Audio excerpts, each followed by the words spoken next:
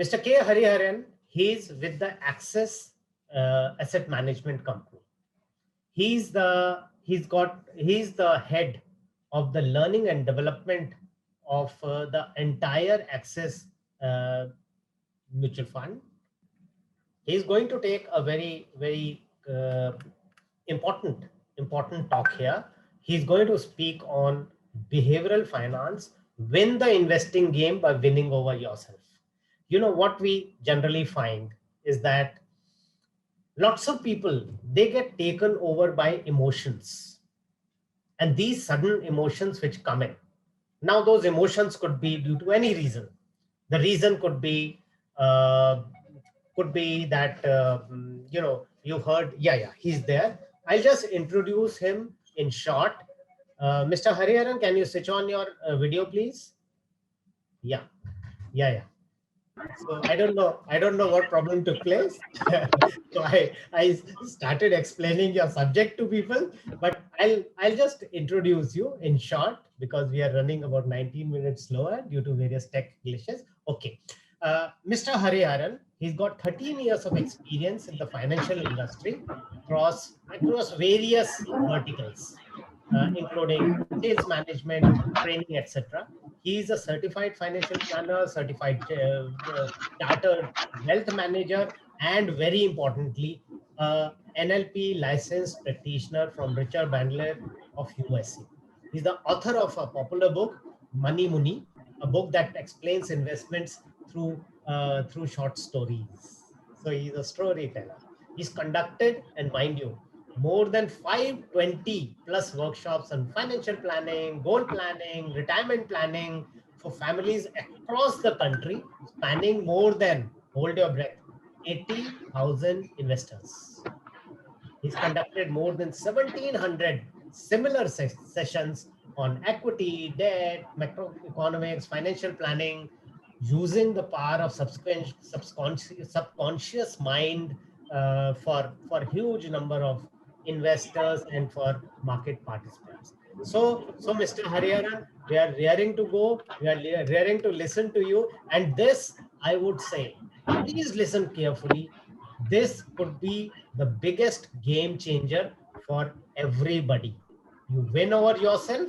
Some reasons because of which we are never able to get the best out of our investments, because somewhere we are the problem. Right, Mr. Hariharan? Okay, so good morning, all of you, once again.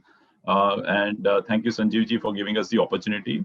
Let's start this topic. It's a very interesting topic. There are two key words here. One is that we are talking of an investing game. Two, we are talking of a very critical and a crucial word, which is yourself. And when we talk of yourself, it is to do with each one of us as an individual. And every individual is different in their own right, isn't it? And therefore, that is what makes this topic very, very exciting, very, very interesting. Now, today's topic is something, that is very, very specific to each one of us, and that's our behavior. I'm sure each one of us will agree that, all of us are very different when it comes to our own behaviors, because that's something that we have been, that has come with us across, our time, through the way that we have been brought up, and, the environment that has shaped us. So let us understand, how do we behave, or what rather behavior is all about.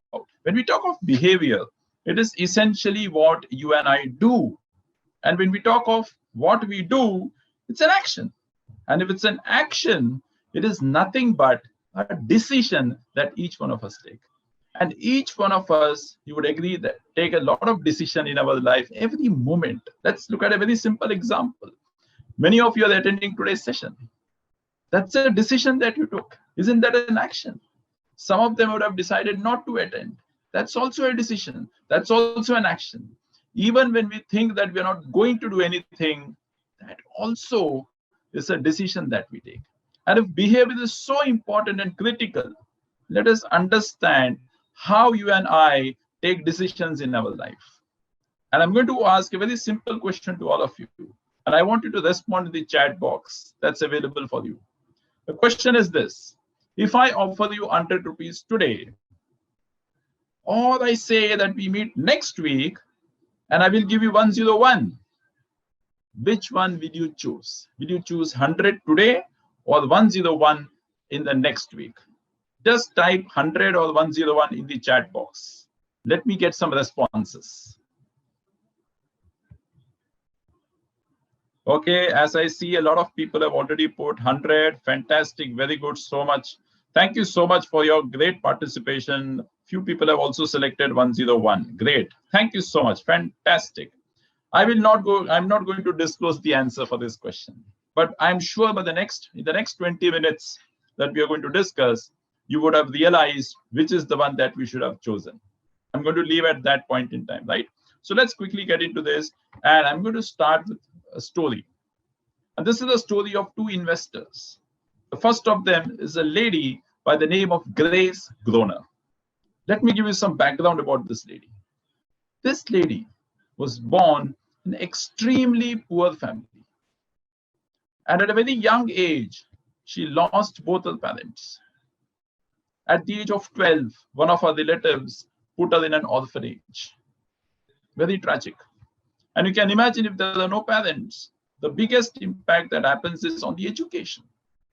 And this is precisely what happened with this lady. No education, barely studied till class 10th. Nobody to take care of herself. Therefore, she decided it's important for her to start looking for a job. At the age of 18, she landed with a job in a company called Abbott Laboratories as a stenographer. And she worked in this organization for the next 42 years and retired at the age of 60. Entire life, she lived a very simple life, did not get married, lived in a simple one-bed apartment, never purchased her own private vehicle, used public transport. She was perhaps interested in cricket. She went on to hit a century in her life. She lived for 100 years. Until she lived, nobody knew about her. But when she died, suddenly she became the headlines. Let me tell you why she became a headline. The reason was she had left behind $7 million as charity to her orphanage. $7 million, mind you. Okay. Now the question is, why she became a newsmaker? This all of a sudden people said, why? How did this lady get so much of money? Normally, who are the people who have got money? People who are coming from a strong family background, have a strong family lineage. People who are highly qualified, working in very good organizations, in very good positions. They earn a lot of income. None of them is applicable for her. Could not study, no family support, parents lost at a young age. And yet she managed to get $7 million. So this was surprising. A lot of investigation happened. Somebody went to the extent of saying, hey, she might be politically connected. Iske liye itne paise ho gaye honge unke paas. Wo bhi galat nikla. So after a lot of investigation, it was found that this lady did a very simple thing in her life. And I'm sure, whenever I say this story, a lot of people start guessing, SIP kiya hoga shayad mutual fund mein. Right? So it is not SIP, but a lot of people think it is SIP. SIP is very strong, yes, but this was slightly different. The thing that she did was, when she was 23 years old, she purchased just 3 shares of Abbott Laboratories, the company in which she was working. Only 3 shares, mind you. And for the next 75 years, she held on to these shares. 75 years is 3/4 of a century. And you can imagine the kind of compounding that happens when you hold these shares. Lot of bonuses, lot of dividends, lot of stock splits, everything was reinvested into the same stock. And this became $7 million. Warren Buffett, all of us would have heard about. He also has got compounding of more than 70 years. And when we talk to investors and say, please invest for the long term, please invest for 10, 15 years, the kind of response that we get is as if मैंने उनका kidney मांग लिया हो. अरे इतना लंबा. Compounding happens over long periods of time. So this is the story of Grace Groner. After she died, a few weeks later, there was another story that came up in the US. And this was about a gentleman by the name of Richard Fuscon. Let me give you some information about Richard. Richard studied at the Harvard University, and he graduated from the University of Chicago and landed in a plush job with a very big investment banking firm, Merrill Lynch. And he was so successful in his career that in a very short span of time, he went on to become the vice chairman of Merrill Lynch. Very successful. He was an expert in finance, used to regularly come on business channels, talk about investments, talk about finances. And he was so successful and he made so much of money that he decided to take retirement in his 40s to pursue his own personal aspirations. So that was not the reason why Richard became popular. His news did not come because he retired at 40. His news came because this so-called finance expert, few years into retirement, declared personal bankruptcy. Sara paisa khatam ho gaya. Strange, isn't it? Now, what brought his downfall? He had a lot of liking for real estate, properties, and used to buy huge mansions. One of them is visible in the photograph just behind, and you can see some white colored structures. And one of his mansion was a 20,000 square feet mansion for which he used to pay a rent of $66,000 per month. No income because he took retirement. Extravagant lifestyle. And that brought his downfall. So what we have seen is a couple of stories. Two individuals, extreme characters. On one hand, this lady knew nothing about investments. Grace Groner knew nothing about investments. Yet, she managed to live beyond $7 million. On the other end of the spectrum, we have a highly qualified, educated professional working in the investment banking firm, knows everything about finance, is an expert in this subject, but has no money left. So what does this tell us? These stories tell us that investing is not the study of finance. Had that been the case, the only people who would be rich in the country are people who are finance professors, isn't it? Because वो तो रोज सिखाते हैं finance, and people who have got so much of degrees in finance are the ones they should ideally be having a lot of wealth. So this is very interesting. Investing is not the study of finance. So what is it? It is the study of how people behave with money. That's very critical. Behavior is very, very critical, very important. And this is what precisely the story tells us, that managing money is not necessarily about what you and I know. It is how we behave that determines whether people will be successful or not. A lot of people working in corporate world, working in great profiles, great designations, earn a lot of income, but they do not necessarily create wealth. So this is perhaps the only industry where you could find somebody with no educational background, knowing nothing about finance, can still make a lot of wealth as compared to any other industry. That's what makes this very, very interesting. And the only determinant is the behavior. So if behavior is so critical, let us understand from an investment perspective, how does it work? Now, this is a slide in all the data which most of us would have heard, seen, many times in magazines, newspapers, business channels, etc. So I was talking about the fact that, when we talk of the journey of the markets, and when we talk of especially the Sensex journey, Sensex, which is the index of the. So I was talking about the fact that, when we talk of equity markets and we talk of journey of the market, which is the Sensex, it started way back in 1980 with a base of 100 rupees.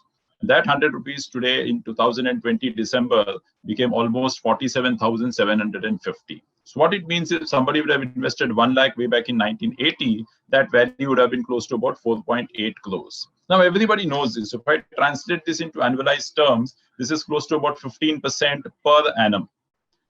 Now each one of us would have heard about these stories that equity gives us a lot of returns. But the question is, how many investors have actually made wealth in equity? That's very, very pertinent and important. And the answer is that very few percentage of investors have actually created wealth. Now, why does it happen? It happens because of the behavior, that is demonstrated by the investors. Now, let me give you some perspective about this. Okay. Now, let's imagine it's a football match, and in the football match, there's a penalty shootout. Now, when does the penalty shootout normally happen? when there is no result in the match after 45 minutes plus 45 minutes, that's 90 minutes of play, and there's an extra time also. After all these also there's no result in the match is when the match gets into a penalty shootout. In the penalty shootout, 5 players from each team is given a chance to hit the ball into the net. And the goalkeeper of the opposite team is going to try and block them and prevent them from scoring. Now there's generally a 10 to 15 minutes lag, before the penalty shootout starts. So what the coach does, because the goalkeeper is very, very important in this penalty shootout, he tries to give some information and talk to the goalkeeper about what is the strategy that has to be followed. And he talks a lot of data. Now these are historical data. What is the data? This is the data pertaining to the penalty shootouts. So what the data suggests is that roughly 39% of the time, the striker hits the ball to the left of the goalkeeper. 32% of the time, the ball is hit to the right of the goalkeeper. And roughly 29%, the ball is hit straight. So the coach is telling the goalkeeper, this is the data. And he also tells the goalkeeper that when the ball is struck by the striker, it comes at such a rapid pace that it is humanly impossible for anybody to guess whether it's going to come to the left or to the right. And therefore, it's a futile activity. Don't do it. What you focus is on the 29%, which is going to come straight. And it's very simple. You just stand in the center of the goal post. Whatever balls are coming straight, you just block them. If you block 29% of those shots, we will be the winner. Simple strategy. And he tells the goalkeeper to execute this. The goalkeeper says, sir, don't worry. I will do this exactly as you have told me. And he goes to the ground. When he goes to the ground, something interesting happens. It has been found that the goalkeeper is standing in the center only for 6% of the time. And the remaining 94% is doing left and right. He was told not to do it, but he does that 94% of the time. A quick question to all of you, if you can respond back in the chat box. Why do you think the goalkeeper changed his mind? 5 minutes back, he said, sir, don't worry, I will do this. And after 5 minutes, he's doing exactly opposite of what was told. Can somebody figure out and tell me what could be some of the reasons? Quickly, 1 or 2 people can respond. Action, okay, very good. Emotions, anticipation, fantastic. Thank you so much. Human behavior, yes, yes. Trust is instinct. Thank you so much, great. So let me tell you why this happens. Now imagine this situation. The goalkeeper goes back to the stadium. And he looks at the stadium, he finds there are 10,000 spectators sitting inside. There are lakhs of people sitting at home or watching it on television, and everybody is going to see what the goalkeeper is going to do. And he thinks inside his mind, if I follow what the coach told me, what did he tell? Don't do anything, just stand straight, stand in the center. If I do that, if the ball goes to my left, goes inside the net, goes through my right, goes inside the net, all those people who are watching me will feel something, right? They will think, yeah, goalkeeper bika hua hai. He has been bribed, he's taken money to lose the match, he's doing nothing, standing in the center. So he says, forget what the coach told, I will do what is best for me. Because I also have to go home, no? If I don't do anything, all the 5 goals go inside, people will kill me. Bahar jaane nahi denge mereko stadium se. So forget the data.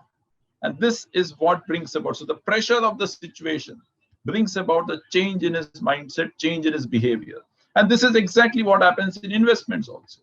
Many a times we have seen a lot of people, want to enter into equity mutual funds. Now, when we want to enter into equities, there's a very simple thumb rule which says that the behavior of the individual should be like this.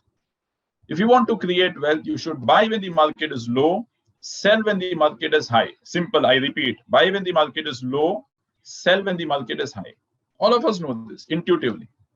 But what happens in actuality is, most investors want to enter into markets when the market is already at a very high level.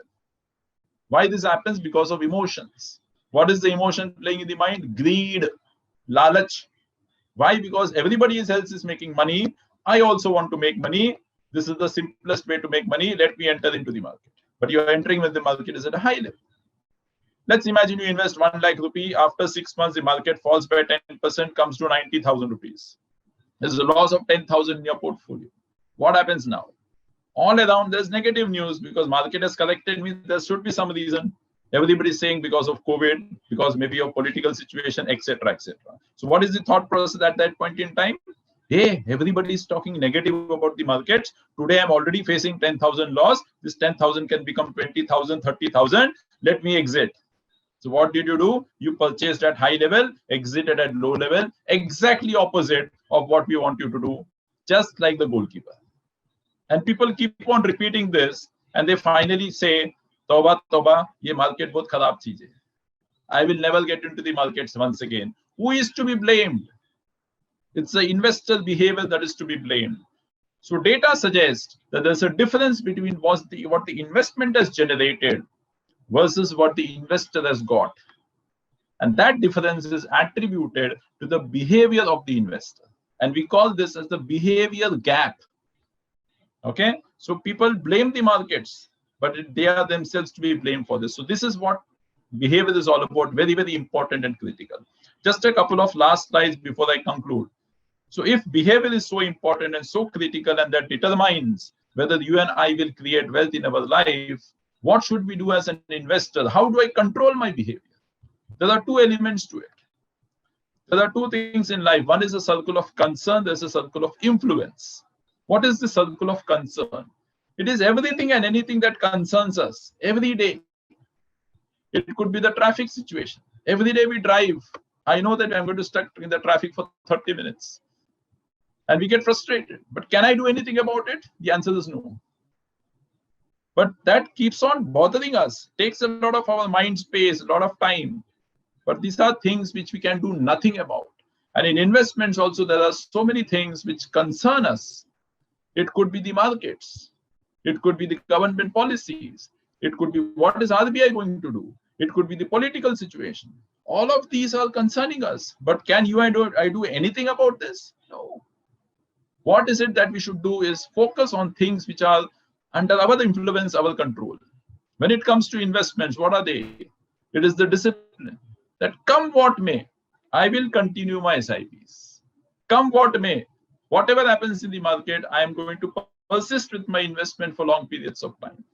Come what may, I am going to remain patient in terms of my investments. These are things in our control. And finally, very important formula, unfortunately, I'm not able to show it on this slide, is the compounding formula, which all of us would have learned in our school days. And in that formula, there are a few variables. There's a variable which is the amount that you invest. There's a variable which is the rate of return that you can earn on your investments.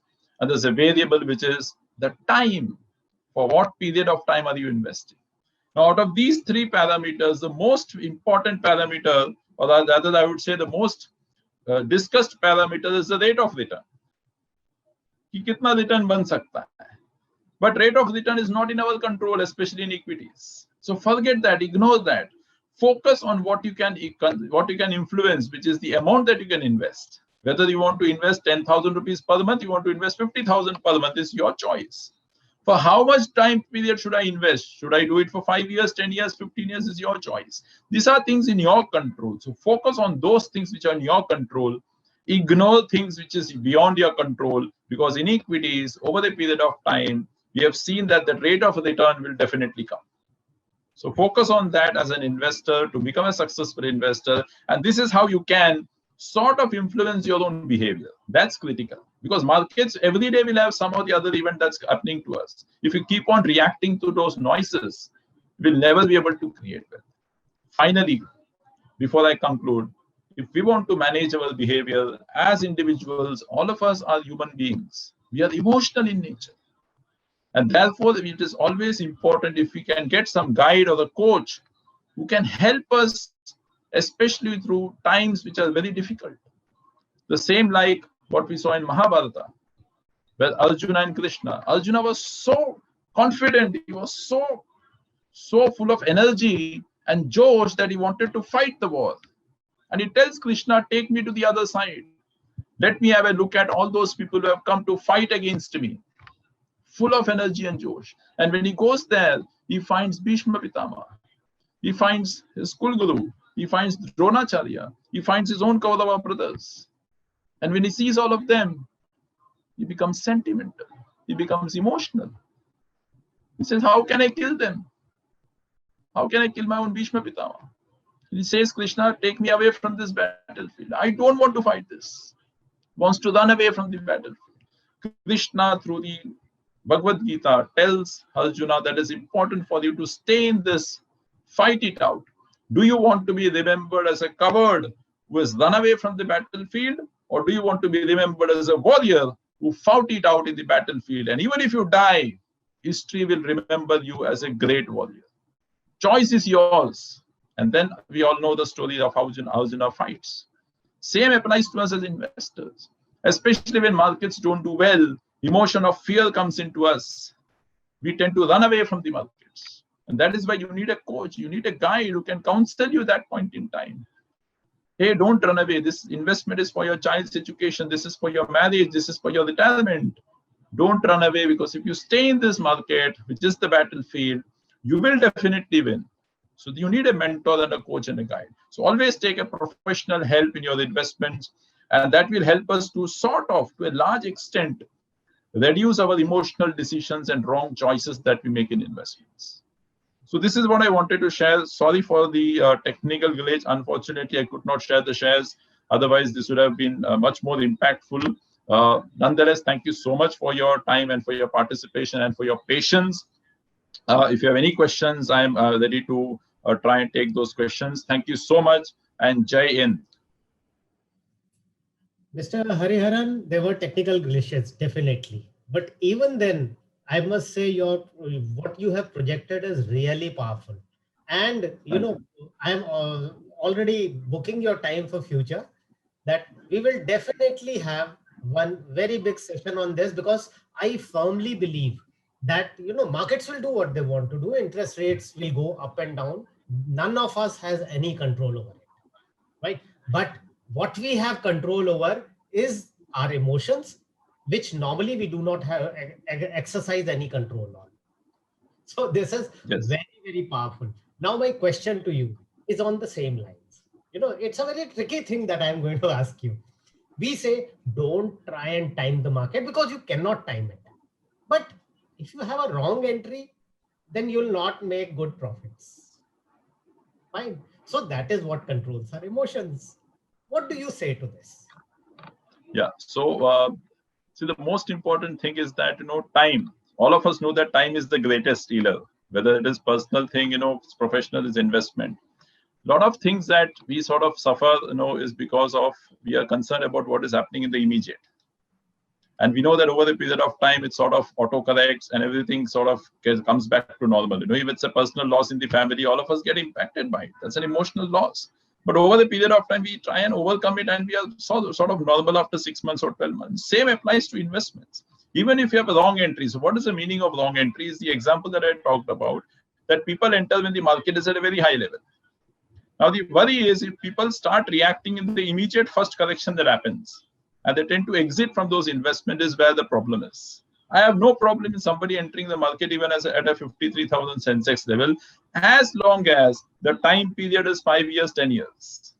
Because you'll have enough time in the and opportunities in the market as you go along to sort of correct them by doing some top-up investments, especially when the markets come down. You have an opportunity to put more money and get units at a much lesser cost than what you started initially. So therefore, time is the best healer even in investments. It's only the short term that we need to be really worried, because I'm entering at a 53,000 market. I don't know what's going to happen in the next 1 year, 2 years. Absolutely, absolutely correct. And the second question here. The second question is about March, April 2020. Very, very defining time. Yes. Markets went down. Everybody is running scared. I even saw some very experienced people running scared. So that was the time we launched our aggressive portfolio, saying, put your money now. You will make of gains. Somehow, I was, maybe because I've got 37 years of investing experience, I said, this is the time. But we could barely convince anyone. Right? And now the fear is opposite. Everything is up. What will happen now? It can only crash. How do you overcome these things? How do I as an investment manager convince people how do people overcome their own emotions? That, all is well. This is the great time now. What do you say to Yeah. it? So normally when we talk of solutions to these biases, there are 2-3 things that we need to do. One is that always invest for some goal. If you plan for your goals and invest, I think a lot of these decisions and biases get eliminated. Let me give a very simple example. If I just start a SIP of 10,000 rupees every month, and after 6 months, 1 year down the line, the performance is not that great, there's a very high tendency and probability that I will exit. But if I invest and I say that I'm going to invest 10,000 rupees every month for my daughter's education, which is maybe 8 years down the line, 10 years down the line. So there's a goal that's attached to my mind, and that's very important. So when that happens, even if I try to or remove or want to exit from the investments, my emotions will not allow. So emotion here is playing a positive role. Okay, instead of making me come out of the investment, here the emotions play a positive role, because am I genuinely wanting to stop my daughter's education? Is a simple question. So as an investment manager, if I go and tell my client, sir, do you really want to stop your daughter's education? Otherwise, redemption is a very simple step. Button dabao, kaam ho jata hai. So emotions positively can play a role. And that is where the role of a coach and a guide and a mentor becomes very, very critical and important. Otherwise, as human beings, we may end up taking those wrong emotional decisions of exiting. So this has to be used positively. 2, the other mantra is to use asset allocation, which is basically mixing different asset classes in your portfolio. Because when you have only 100% equity, and we know that markets can be volatile, the impact can be very high on the portfolio. But when you mix 2 or 3 different asset classes like equity, debt, and gold, the overall performance is much better as compared to a pure equity, especially in the downside. And then the downside does not happen too much, human beings may not react. So it's like 100% going to 80 versus 100% going to 90. In a 100 going to 80, I may still want to react and exit. In a 100 becoming 90, I'm still willing to wait for a few more time, because it's only a 10% loss. Very beautifully explained, very nicely explained. And Mr. Hariharan, really thankful to you for putting it across in such a subtle and nice manner. I'm sure our attendees have had a wonderful time, even in spite of the technical glitches. Really great. Thank you so much. Thank you very much. Thank you all of you. Thanks. Bye-bye.